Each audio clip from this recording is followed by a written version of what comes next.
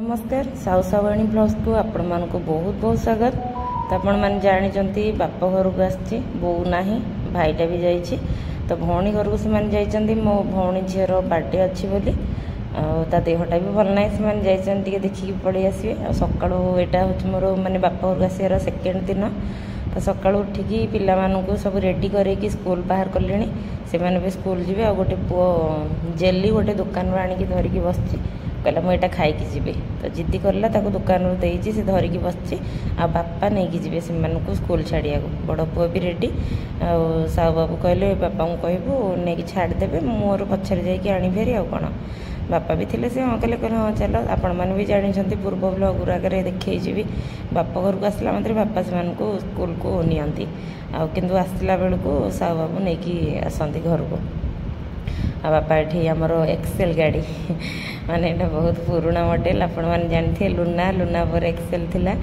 तो ये गाड़ीटारे बापा नहीं जी आ हीरो होंडा गाड़ी आ गोटे थी यहाँ भाई बड़ भाई नहीं जाऊँगी तार ड्यूटी को बापा गाड़ी यहाँ आ सान भाईर गाड़ी आ गोटे से जो धरी जेली बापा पचार अरे तू कौटू आनलु ना हाँ मुझे आरी आमती करके रंग रहस्य होती आ बापा कोड़े से बसी जाऊँगी देखु से केमती गोटे जंघरे बापांकर से सदा स्कूल को बसी जाऊँगी देखु तो ताको खुशी लगे एमती करके बसिकी हसी हसिका गला स्कूल को भारी खुशी आ 2 दिन भितर स्कूल छुट्टी हो तो से खुशी जाऊँगी कहे स्कूल तो छुट्टी हो गोटे दिन 2 दिन पढ़ेबी आ कहली हाँ जा तो देखो आम गाँ दांड पूरा फांका सकाल 7टार ये ब्लॉगटा करी 7टार पिला माने स्कूल जाऊँगी 7टा बेलू गाँ दांड माने टिके चहल गहल हो आसला जेहेतु खरा दिन जल्दी जल्दी लोक मैंने कम सारिकी घरे पशुंट तो या भितर गाधुआ पाधुआ भी मोर सरीगला आ लुगापटा एमती बारीपटे आनिक सुखे दूची तो कथा कौन ना बो ना बोली घरटा पूरा फांका लगुच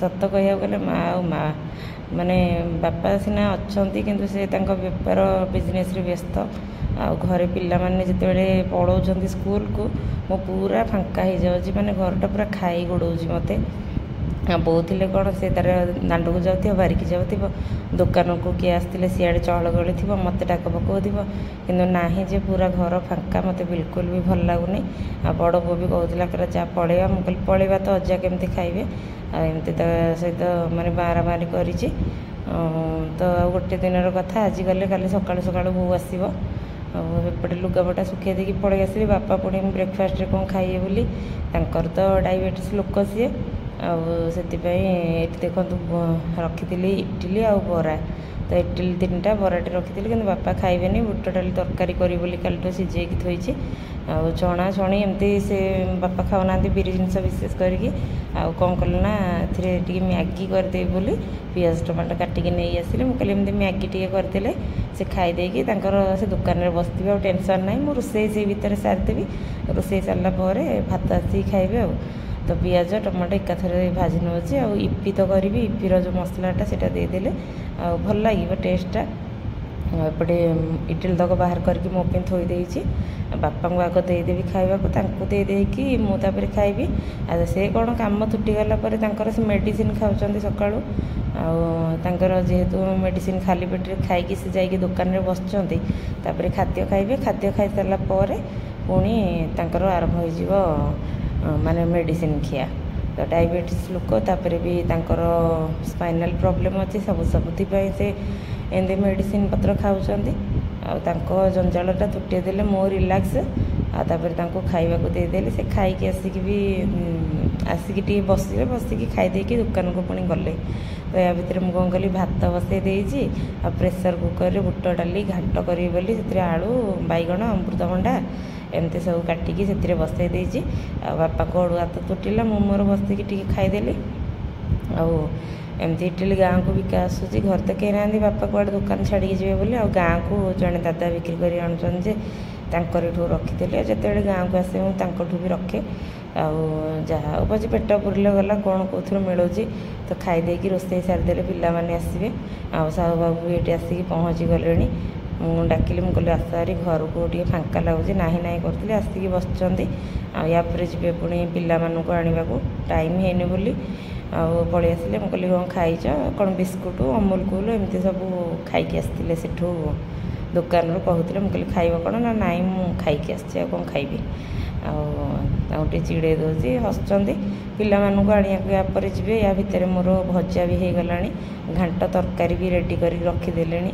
ଆଉ ବେଶୀ କିଛି କରୁନି, ବାପା ଡାଇବେଟିସ୍ ଲୋକ, ଆଳୁ ଫାଳୁ ତ ବେଶୀ ପଡ଼ୁନି। ଆଉ କ'ଣ କଲେ ଖାଇବେ ନ ଖାଇବେ, ତାଙ୍କ ପାଇଁ ଟମାଟୋ ଥିଲା, ଟମାଟୋ ଚକଟିକି କରିକି ଦେଇଦେବି। ଆଉ ଘାଣ୍ଟ ତରକାରୀ ଭଜା ତାପରେ ମିଶେଇକି ସେ ତାଙ୍କର ଖାଇଦେବେ। ତାଙ୍କ ଟେନସନ୍ ଗଲେ ମୋର ସରିଲା।